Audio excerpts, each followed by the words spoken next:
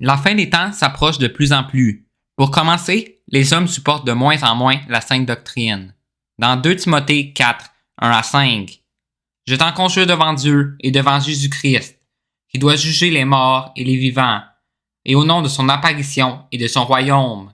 Prêche la parole, insiste en toute occasion, favorable ou non, reprend, censure, exhorte, avec toute douceur et en instruisant, car il viendra un temps où les hommes ne supporteront pas la sainte doctrine, mais, ayant la démangeaison d'entendre des choses agréables, ils se donneront une foule de docteurs, selon leurs propres désirs, détourneront l'oreille de la vérité et se retourneront vers les fables.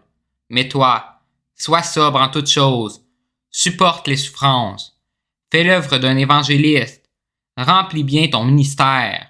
Il faut évangéliser en toute occasion et remplir notre ministère. Beaucoup de personnes cherchent ce qui plaît à notre chair, mais ces choses-là ne sont pas celles qui plaisent à Dieu. Dans Matthieu 6, 33, cherchez premièrement le royaume et la justice de Dieu, et toutes ces choses vous seront données par-dessus. Ceux qui ne se repentent pas mourront. Dans Colossiens 3, 5 et 6, faites donc mourir les membres qui sont sur la terre, l'impudicité, l'impureté, les passions, les mauvais désirs et la cupidité, qui est une idolâtrie. C'est à cause de ces choses que la colère de Dieu vient sur les fils de la rébellion. Il faut renoncer à ces choses, versets 7 et 8, parmi lesquelles vous marchiez autrefois, lorsque vous viviez dans ces péchés. Mais maintenant, renoncez à toutes ces choses, à la colère, à l'animosité, à la méchanceté, à la calomnie, aux paroles déshonnêtes qui pourraient sortir de votre bouche.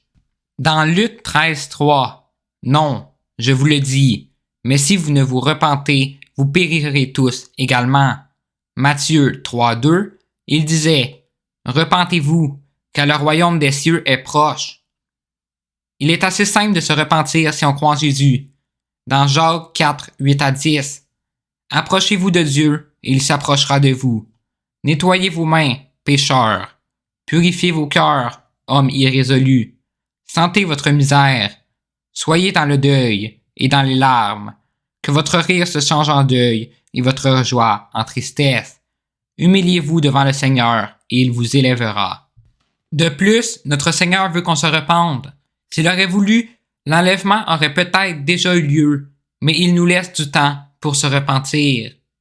Dans Pierre 3, 9, le Seigneur ne tarde pas dans l'accomplissement de la promesse, comme quelques-uns le croient, mais il use de patience envers vous, ne voulant pas qu'aucun périsse, mais voulant que tous arrivent à la repentance. N'oubliez pas qu'il est important de se repentir. Jésus revient bientôt.